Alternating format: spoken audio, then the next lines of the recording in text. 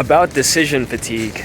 This is your Pipe Date New Year's Day edition 2025. I'm actually filming this on New Year's Eve, but I figure most people are probably too busy to watch however long this video is going to go. I do these types of videos specifically because I don't have a duration and I don't want to feel rushed.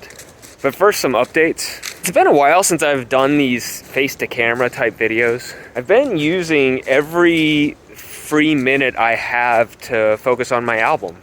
And now I finally have some updates.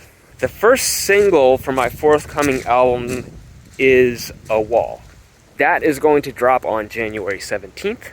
I'm going to release 6 singles in all ahead of the album, each spaced about 3 weeks apart. And then the album itself, which is 12 tracks, should be at the end of May. I have finished 5 of the songs. I have shipped 2 of them. So it's all subject to change, but I've been happy with the progress so far. The easiest thing, or I'd say the best thing you can do to help me is to just follow me on your favorite streaming service, and that way you'll see whenever the new music drops.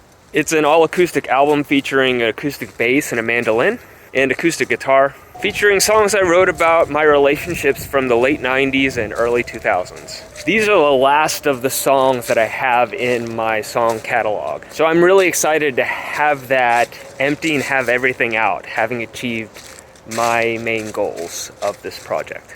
All right, now for today's topic. I'm sorry for the wait. Decision fatigue. I don't know where I first heard this term, but I loved it because it's something that I feel often in my life. And I think it's something that's more and more prevalent today to today's modern, fast-paced society, where you have just so many options for everything. It can get exhausting, and I have often gotten just stuck on some minor decision that doesn't really factor very highly in the result.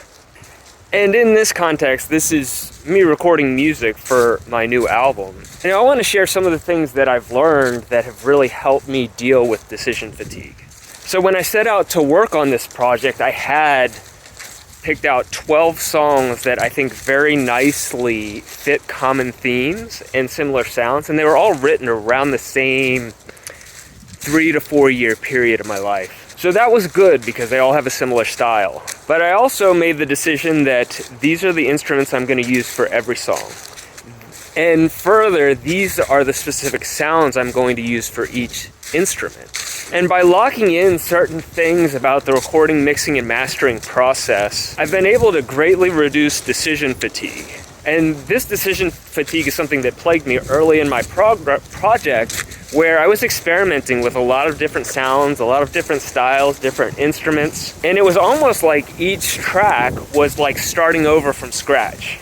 And I wasn't able to apply what worked well on prior tracks, because I would go from doing something that was very bass focused and metalish type sound to something that was completely synth driven.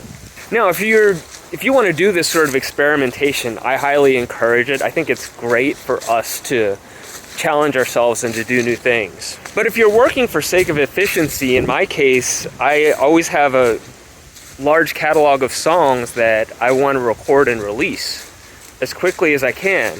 So what I'm discovering is locking in a few key choices, specifically the things that I have found that work and give me the good sounds that I want. Let's not reinvent the wheel each time. And I found that by making a lot of those decisions and doing that planning before I even started recording the first track, I've been able to get a better speed and efficiency, and I think a better quality, because as I am reapplying the same sounds and the same process, I'm slightly improving it with each track.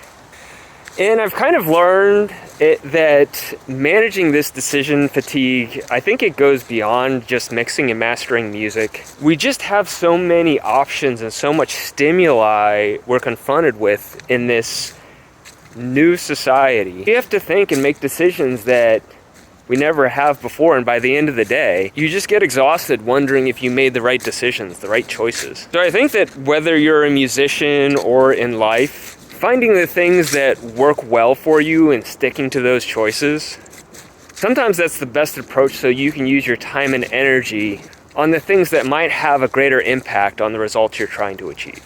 So what do you think? Have you ever felt decision fatigue? What are the things that you do to manage all of the decisions you have to make during the day? Thanks for sticking around. Pipe out.